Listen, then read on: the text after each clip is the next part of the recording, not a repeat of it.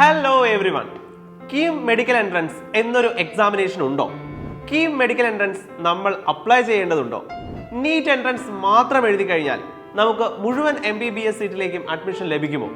So ഇത്തരം ചോദ്യങ്ങൾ നിങ്ങളുടെ മനസ്സിലേക്ക് ഒരുപാട് കാലങ്ങളായിട്ട് ചിലപ്പോൾ ഉണ്ടായിരിക്കും.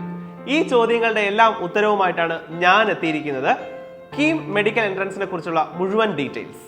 ഒരുപാട് പേർക്ക് ഡൗട്ട് ഉണ്ടാകും, കീം എന്ന് പറയുന്നത് എഞ്ചിനീയറിംഗുകാർക്ക് മാത്രമുള്ളതാണോ, അതോ മെഡിക്കൽ വിഭാഗത്തിൽപ്പെട്ട, അതായത് മെഡിക്കൽ അലീഡ് കോഴ്സുകൾക്ക് വേണ്ടി പഠിക്കുന്നവരും അപ്ലൈ ചെയ്യേണ്ട ഒരു എക്സാമിനേഷൻ ആണോ എന്നൊക്കെ ഒരു ഡൗട്ട് ചിലപ്പോൾ നിങ്ങൾക്ക് ഉണ്ടായിരിക്കാം. ആക്ച്വലി എന്താണ് ഈ കീം മെഡിക്കൽ എന്ന് പറയുന്നത്? മക്കളെ, നമ്മൾ ആദ്യം മനസ്സിലാക്കേണ്ടത് കീം മെഡിക്കൽ എൻട്രൻസ് എന്ന് പറയുന്നത് പണ്ട് നടത്തിക്കൊണ്ടിരുന്ന ഒരു എൻട്രൻസ് എക്സാമിനേഷൻ ആയിരുന്നു. അതായത് നമ്മൾ രാവിലെ ഫിസിക്സ്, കെമിസ്ട്രി, അതുപോലെ പിറ്റേ ദിവസം ബയോളജി, ഇങ്ങനെ രണ്ടായിട്ട് നമ്മൾ എഴുതിക്കൊണ്ടിരുന്ന വളരെ ഇമ്പോർട്ടൻ്റ് ആയിട്ടുള്ള ഒരു സ്റ്റേറ്റ് ലെവൽ എൻട്രൻസ് ആയിരുന്നു കീം മെഡിക്കൽ എന്ന് പറയുന്നത്.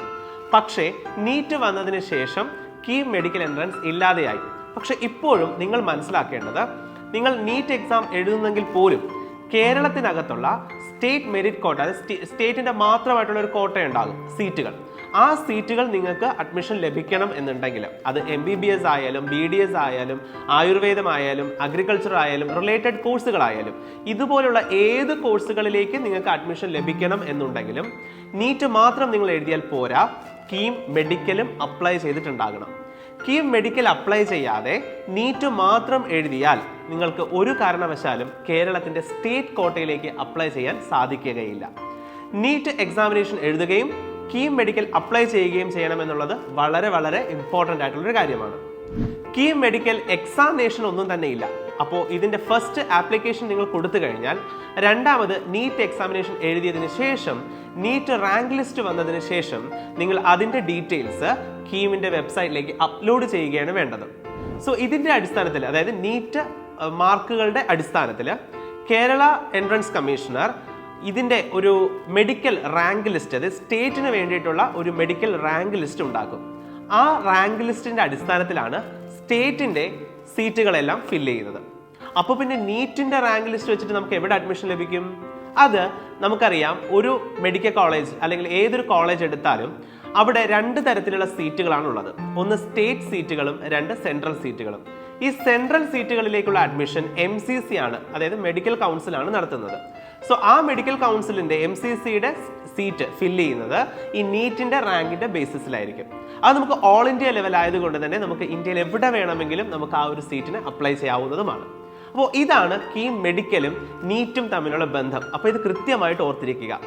അതുപോലെ തന്നെ കീം അപ്ലൈ ചെയ്യുമ്പോൾ മറ്റൊരു വലിയ പ്രത്യേകത, MBBS മാത്രമല്ല, അനുബന്ധ കോഴ്സുകളായിട്ട് വെറ്റിനറി, BDS, ആയുർവേദ, ഇങ്ങനെയുള്ള എല്ലാ കോഴ്സുകൾക്കും നമുക്ക് സ്റ്റേറ്റ് കോട്ടയിലേക്ക് അപ്ലൈ ചെയ്യാൻ സാധിക്കും. ഇതിൽ ഒരു കാര്യം കൂടി എക്സ്ട്രാ പറയാനുള്ളത്, നമ്മുടെ അഗ്രികൾച്ചർ അല്ലെങ്കിൽ അഗ്രികൾച്ചർ റിലേറ്റഡ് കോഴ്സുകളിലേക്കാണ് നിങ്ങൾ അപ്ലൈ ചെയ്യുന്നതെന്നുണ്ടെങ്കിൽ അതിൻ്റെ ഓൾ ഇന്ത്യ എൻട്രൻസ് എന്ന് പറയുന്നത് CUT ICAR ആണ്. സോ അത് നീറ്റ് മാത്രം എഴുതുക പോരാ, അതിൻ്റെ ഓൾ ഇന്ത്യ എൻട്രൻസിലേക്ക് അല്ലെങ്കിൽ ഓൾ ഇന്ത്യ സീറ്റുകൾ നിങ്ങൾക്ക് വേണമെന്നുണ്ടെങ്കിൽ CUT ICAR കൂടി എഴുതിയാൽ മാത്രമേ ആ 15% to 20% ഉള്ള ഓൾ ഇന്ത്യ സീറ്റുകളിലേക്ക് നിങ്ങൾക്ക് അപ്ലൈ ചെയ്യാൻ സാധിക്കൂ. സോ ഇപ്പോൾ നിങ്ങൾക്ക് ക്ലിയർ ആയി കാണും ആരാണ് കീം മെഡിക്കൽ എഴുതേണ്ടത്, ആരാണ് നീറ്റ് എഴുതേണ്ടത്, നീറ്റ് എഴുതിയിട്ട് കീം അപ്ലൈ ചെയ്തില്ലെങ്കിലുള്ള ബുദ്ധിമുട്ട് എന്താണ്. അപ്പോൾ അതൊക്കെ നിങ്ങൾക്ക് ക്ലിയർ ആയി കാണും. ഇനി കീം എൻട്രൻസ് എന്ന് പറയുന്ന ഒരു എക്സാമിനേഷൻ ഉണ്ടല്ലോ, അത് ആർക്ക് വേണ്ടിയിട്ടാണ്? കീം എൻട്രൻസ് എന്ന് പറയുന്നത്, എൻട്രൻസ് എക്സാമിനേഷൻ എന്ന് പറയുന്നത് എഞ്ചിനീയറിംഗ് ആവശ്യമുള്ള കുട്ടികൾക്കാണ് ഫസ്റ്റ് പേപ്പറും സെക്കൻഡ് പേപ്പറും എഴുതേണ്ടത്. എന്നാൽ നിങ്ങൾക്ക് ഫാർമസി അല്ലെങ്കിൽ ഫാർമസി റിലേറ്റഡ് കോഴ്സുകൾക്കാണ് നിങ്ങൾ പ്രതീക്ഷിക്കുന്നത് അല്ലെങ്കിൽ അപ്ലൈ ചെയ്യാൻ ആഗ്രഹിക്കുന്നതെന്നുണ്ടെങ്കിൽ പേപ്പർ 1 മാത്രം എഴുതിയാൽ മതിയാകും.